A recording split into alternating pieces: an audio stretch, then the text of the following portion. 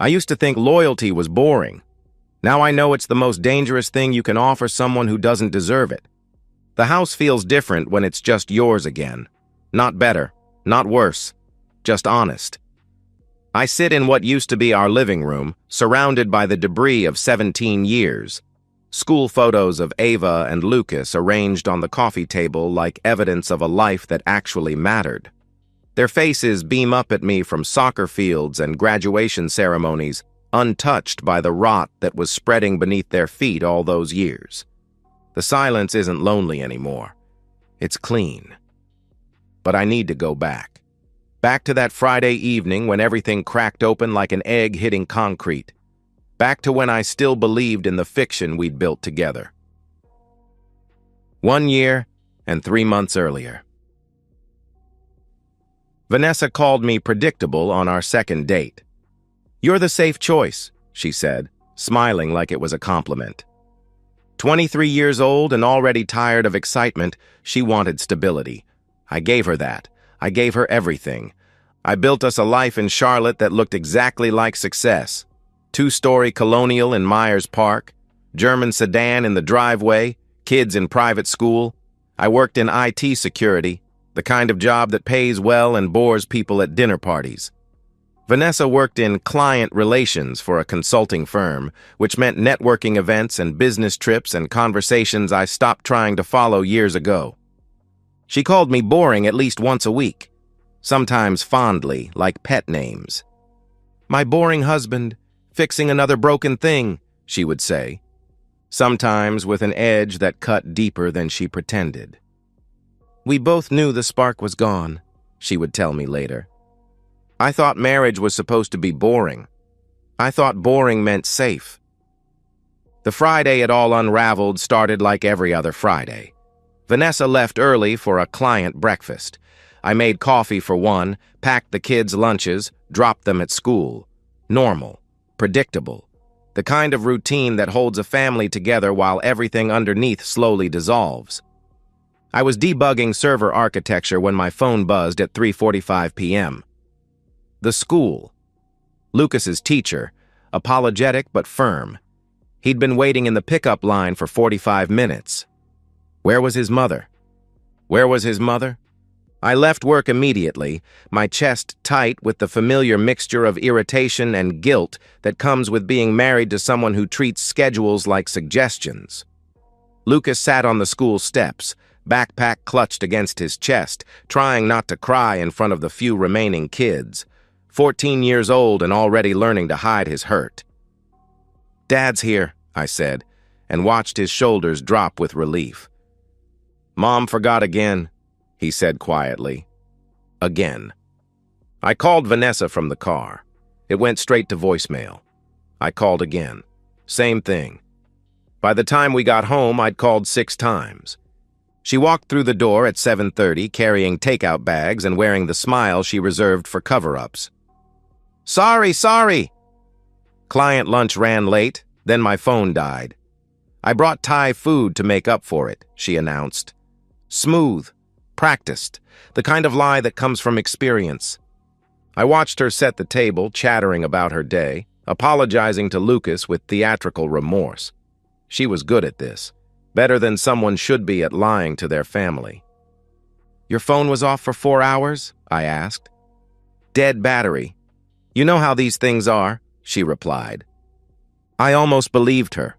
17 years of marriage teaches you to swallow doubt, to choose peace over truth, to trust the person sleeping next to you even when your gut says run. But then she went to charge her phone. The Apple Watch she'd bought herself for Christmas was sitting on the kitchen counter, the screen lighting up with notifications she'd missed while her phone was dead. Text after text, scrolling past like evidence of a different life. Connor, 3:12 p.m. Meet me at the Omni, room 1247. Connor, 3:45 p.m. You coming? I'm already here. Connor, 4:15 p.m. Vanessa? Everything okay? 3:12 p.m. Exactly when she should have been picking up our son. I stared at that watch for maybe 10 seconds, but it felt like falling down a well. Everything I thought I knew about my life, about my wife, about the boring, safe existence I'd built, all of it reshaping itself around this new, terrible clarity. Connor, room 1247. While Lucas waited on school steps, Vanessa was in the kitchen, serving pad thai onto our good plates, humming something under her breath, still performing the role of loving wife and mother, even with the evidence of her betrayal glowing 3 feet away. I could have confronted her right then. Could have held up the watch, demanded answers, let 17 years of marriage explode in our kitchen over Thai food and broken promises. Instead, I said nothing. I helped Lucas with homework. I ate dinner and asked about her day and listened to her elaborate on the lie she'd already told.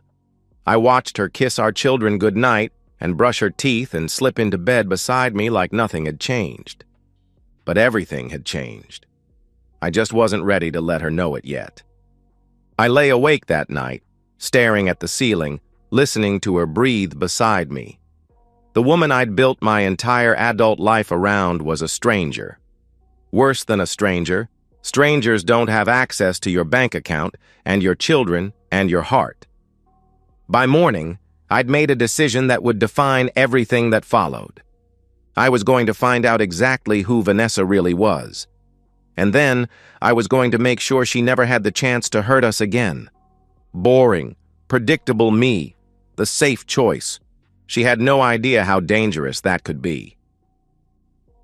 The thing about being married to someone for 17 years is that you stop seeing them clearly. They become background noise, familiar furniture, the sound of running water you don't notice until it stops. But I was noticing everything now.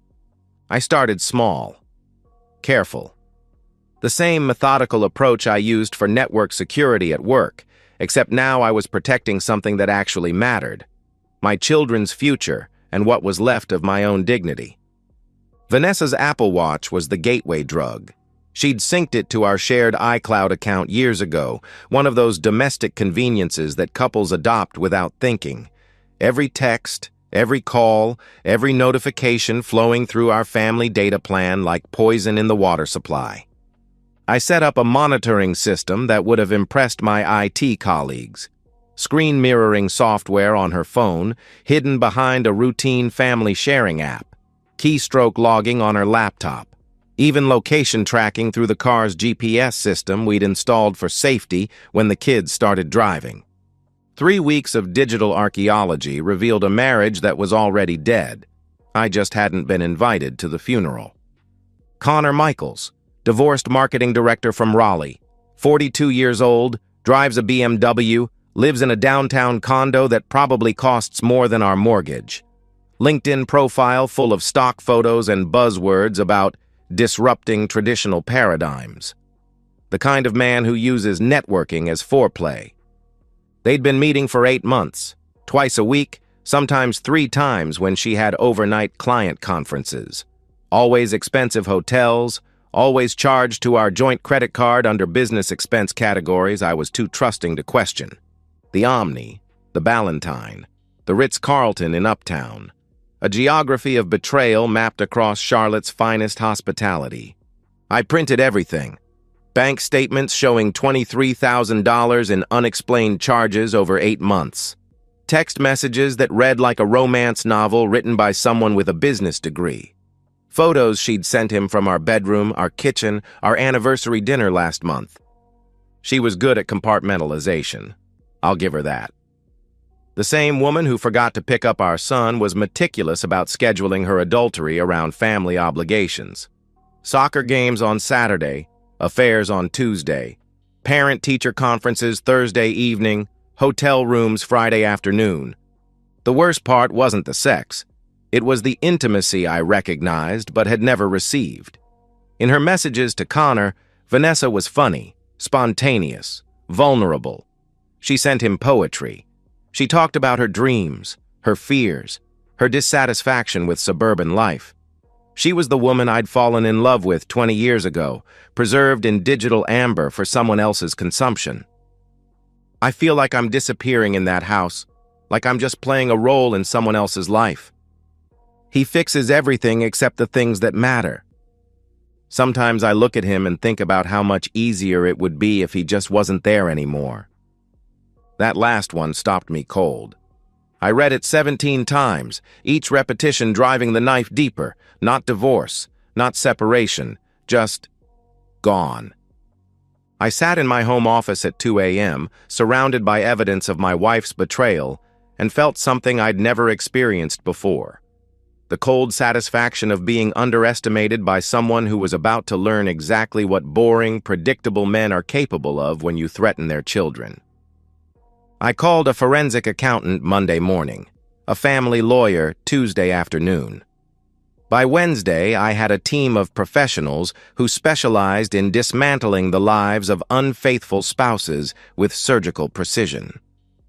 "This is comprehensive," the lawyer said, reviewing my documentation. "Almost clinical. Most people come in here emotional, scattered. You've built a federal case." "I'm very good at my job," I told him. "Which is?" he asked. "Protecting valuable assets from threats they don't see coming." He smiled. "In this context, what are the valuable assets? My children, my financial security, my reputation." "And the threat?" he asked. I looked at the stack of evidence between us, hundreds of pages documenting 8 months of lies, financial fraud, and emotional betrayal. A woman who thinks boring is the same as harmless. I drove home that evening through the same neighborhoods I'd been navigating for 17 years, past the same houses full of families that looked exactly like ours from the outside. But I wasn't the same man who'd made this drive yesterday. I was someone new, someone dangerous, someone who was about to give Vanessa the most interesting conversation of her life. I picked Thursday evening for the confrontation, not because it was special, but because it was perfectly ordinary. Kids finished with homework, dinner cleaned up, the house settling into the rhythm that had defined our family for years. If our marriage was going to die, it would die in the kitchen where we'd built it, surrounded by the domestic props of a life that was already over. Vanessa was loading the dishwasher when I set the folder on the counter. "What's this?" she asked, not looking up from the plates. "Everything," I replied. Something in my voice made her turn around. I watched her face as she opened the folder, saw the exact moment when her performance ended and the real Vanessa emerged, calculating, defensive, and completely unprepared for the depth of what I'd discovered. Bank statements, hotel receipts, screenshots of text messages, Connor's LinkedIn profile printed in color, 8 months of evidence arranged chronologically like a timeline of betrayal. She flipped through the pages slowly, and I realized I was watching a masterclass in damage control. No surprise, no shame, no tears. Just the cold assessment of someone deciding how much to confess versus how much to deny. "How long have you been spying on me?" she asked. "How long have you been stealing from us?" I countered. She closed the folder and looked at me directly for the first time in months. "We're adults, David. We both knew the spark was gone." The spark. 17 years of marriage, 2 children, a house, a life, reduced to a missing spark. "Is that what you call it when you spend our children's college fund on hotel rooms?" I asked. "Don't be dramatic. It was a few dinners, some overnight stays. $23,000, I replied. That stopped her. I watched her recalculate, probably trying to figure out if I was bluffing. "You work, you come home, you fix broken things. That's it. You're not interesting anymore, David. You haven't been interesting in years," she said. There it was. The truth she'd been hiding behind politeness and routine. I wasn't a husband who'd been betrayed. I was a man who'd failed to keep his wife entertained. "So you decided to find someone who was," I said. "I decided to remember what it felt like to be alive," she replied. "While our son waited at school for 45 minutes, I countered. For the first time, she flinched. "That was an accident." Number.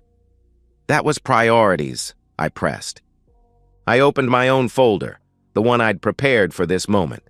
divorce papers, financial disclosure requirements, custody agreements, a forensic accountant's report documenting every fraudulent charge, character witness statements from the kids' teachers about missed events and forgotten obligations. "This is what's going to happen," I said, my voice steady in a way that surprised both of us. "Monday morning, these papers get filed. The bank gets notified about fraudulent charges on our joint accounts. Your employer gets a copy of the financial investigation. The kids get told the truth about why their mother was too busy to pick them up from school." She stared at the papers like they were written in a foreign language. "You can't be serious." "I've never been more serious about anything in my life," I replied. "David, we can work this out. We can go to counseling. We can what? Fix this?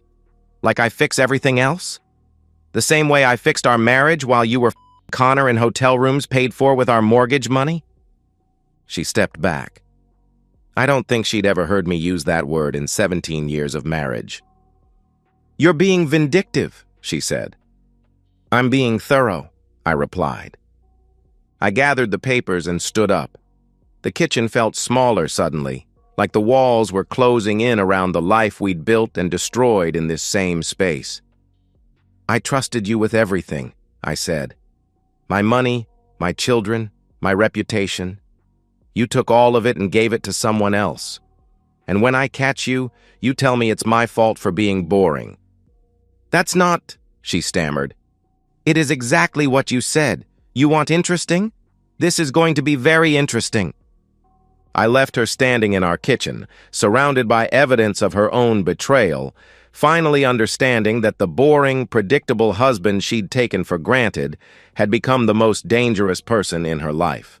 From upstairs, I could hear Ava practicing piano and Lucas playing video games with his friends.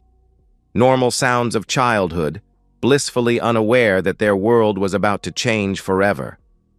But it was going to change on my terms, with my timeline, according to my plan.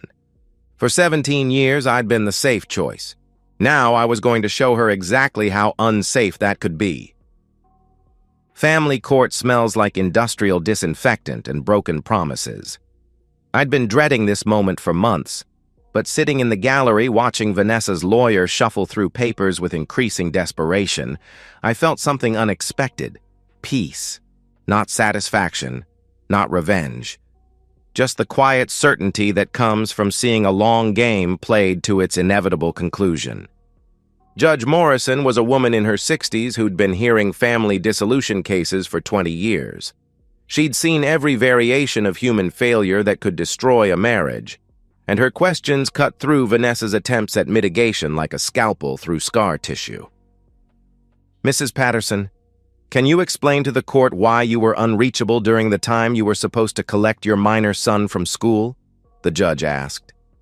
Vanessa's lawyer had prepared her for this. I could see it in the way she straightened her shoulders, arranged her expression into something resembling maternal concern. "Your Honor, I was in a client meeting that ran longer than expected. My phone battery died, and I lost track of time. It was an isolated incident." The judge cut her off. "According to the school's records, your son has been left waiting for extended periods on 7 separate occasions over the past 8 months. Would you characterize those as isolated incidents as well?" 7 times. I hadn't even counted all of them. "There may have been other times when—" She hesitated. "Mrs. Patterson, were you or were you not in room 1247 at the Omni Hotel during the time your son was waiting to be picked up from school?" The courtroom went quiet. Vanessa's face went white. Her lawyer tried to object, but Judge Morrison cut him off with a look that could have frozen blood. "Answer the question, Mrs. Patterson." "Yes, I was," she replied weakly. "And the purpose of this hotel visit?" the judge asked. Silence. The kind of silence that admits everything. "Your Honor, I don't see how my client's personal life—" her lawyer tried to interrupt. "I'll tell you how it's relevant, counselor. This court is tasked with determining the best interests of 2 minor children. When a parent repeatedly chooses extramarital affairs over basic parental responsibilities, that becomes very relevant indeed." I watched Vanessa's composure crack. Not all at once, she was too controlled for that, but piece by piece, like paint peeling off a wall in the sun. "Mrs. Patterson, can you explain these charges to your joint account? The Ballantine Resort, 8 months ago, $347 for dinner and drinks. The Omni, 7 months ago, $289 for room service. The Ritz-Carlton." "Objection, Your Honor. These expenses could be legitimate business." "Could be, Counselor. But according to the forensic accounting report filed with this court, these charges correlate exactly with text messages to one Connor Michaels. Messages that explicitly reference hotel room numbers, dinner reservations, and intimate encounters. Would you like me to read some of these messages into the record?" Vanessa finally looked at me. Really looked at me, for the first time since this whole thing started, and I realized she was finally seeing me clearly. Not the boring husband she could manipulate and dismiss, but the man who had systematically dismantled her life with the same methodical patience she'd once found so tedious. "No, Your Honor, that won't be necessary," she said. "Mrs. Patterson, in your own words, can you explain to this court why you believe you should maintain primary custody of your children?" It was a simple question, the kind any parent should be able to answer without hesitation. But I watched Vanessa struggle with it, searching for words that would somehow justify 8 months of lies, financial betrayal, and neglect. "I love my children. I made some mistakes, but I love them," she replied. "Love them enough to steal from their college funds to finance your affair?" the judge asked. "It wasn't stealing. It was our joint account." The judge cut her off. "Used for unauthorized personal expenses while deceiving your spouse about their nature. In most jurisdictions, Mrs. Patterson, that's called fraud." Judge Morrison's gaze shifted to me. "Mr. Patterson, do you have anything to add?" I could have said a lot. About the lies, the manipulation, the years of being called boring while she was systematically destroying our family. About the nights I'd stayed awake wondering what I'd done wrong, how I could be a better husband to someone who was already shopping for my replacement. Instead, I said, "I just want my children to be safe, Your Honor, and to know that at least one of their parents can be trusted to show up when they need us." The ruling took less than 5 minutes. Primary custody to me, supervised visitation for Vanessa, asset division that accounted for her fraudulent use of marital funds, character assessment that would follow her into any future custody disputes. As we left the courthouse, I walked between Ava and Lucas, their silence heavy with the weight of everything they'd learned about their mother over the past few months. 16 and 14 years old, forced to grow up all at once because one parent decided her happiness mattered more than their stability. Vanessa caught up with us on the courthouse steps. "Kids, I know this is hard to understand, but—" Lucas turned to look at her.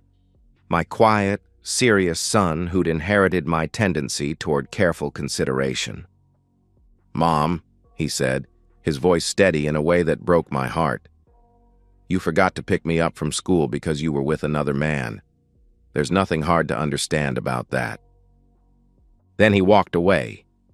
Ava followed him without a word.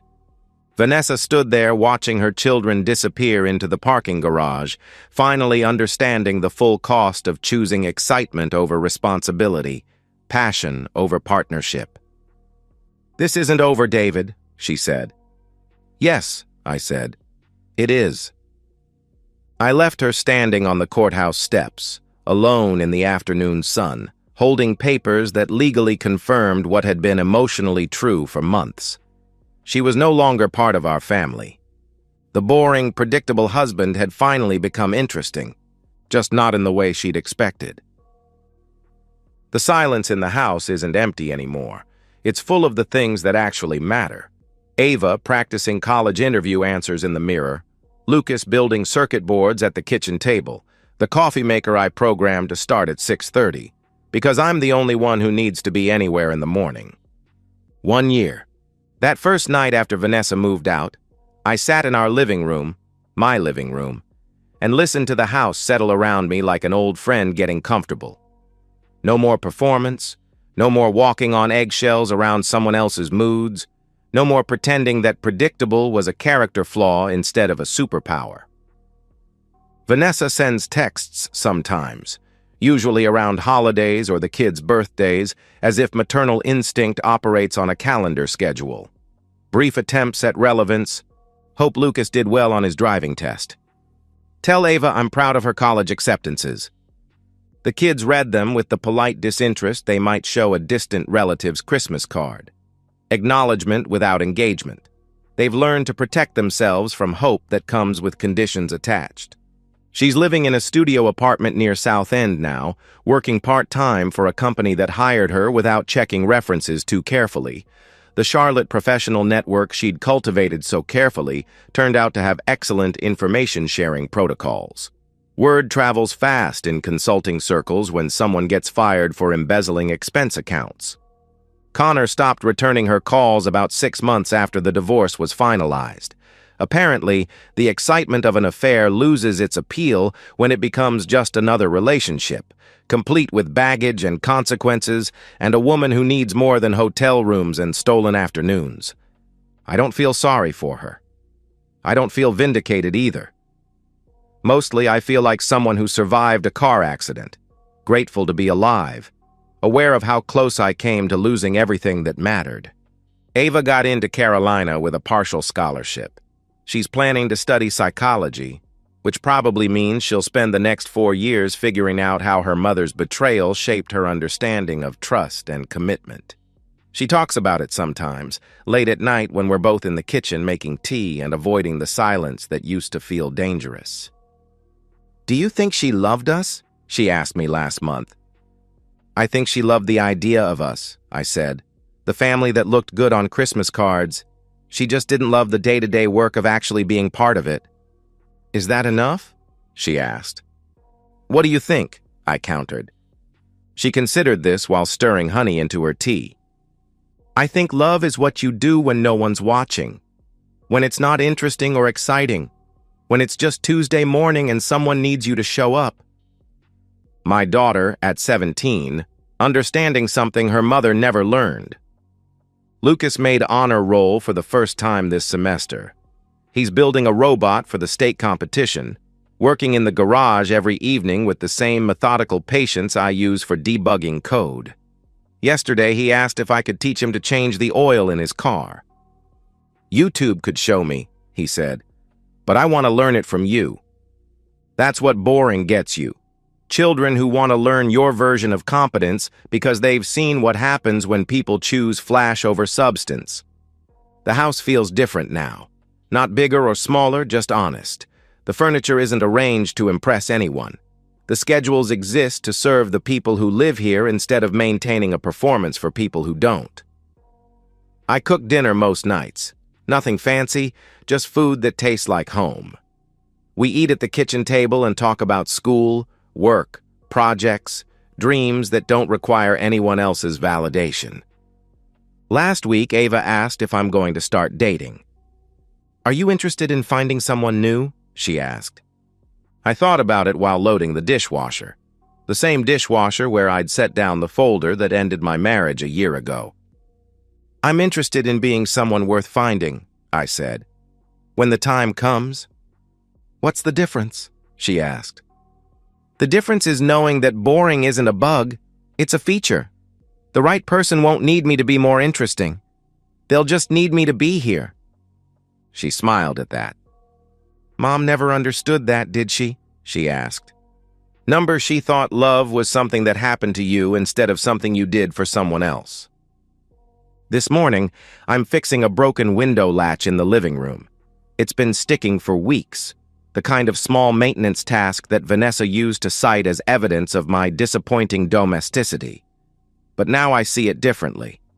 I'm not just fixing broken things, I'm maintaining something worth preserving.